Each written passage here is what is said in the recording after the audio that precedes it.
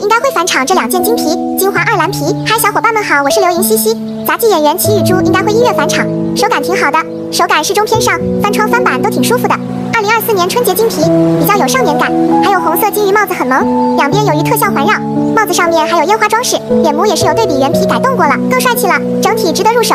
衣服上的龙纹和祥云纹也是很精致，细节拉满。幻灯狮半生蓝皮很萌，帽子上还有披着羊皮的狼，弓箭手蓝皮睡觉好可爱，有眼罩和帽子。杂货商蓝皮很美，有点像教导主任。博士今年有4件蓝皮，蓝皮男王来了，可以开4蓝店了。时空之影蓝皮和飞行家蓝皮，天塌了！竞赛5天，我打了3局人机排位赛都输了，被禁赛5天，申诉也没用，维持原处罚。大家一定要记得挂飞1个人，还好可以打字定义，不然连视频素材都录制不了。回忆指数满天星，鹿头纹雷爪，手感感觉有点重，有点累赘感，不过玩得久就适应了。狗爪手感倒是不错，而且有点掉帧和挡视野。这个龙头很大，2根龙胡须会拉丝，还有金色雷电特效，有点像老师傅一样。鹿头其他2件金皮，金匠限定金绝版。柔铁猎犬要攒灵感很久等返场拿下，所以玩鹿头的人推荐拿纹雷爪。每年1月都会返场深渊珍宝的，不过深渊1和2珍宝不返场。我是刘莹西西，喜欢我就关注和点赞我吧，感谢你的支持，爱你哦。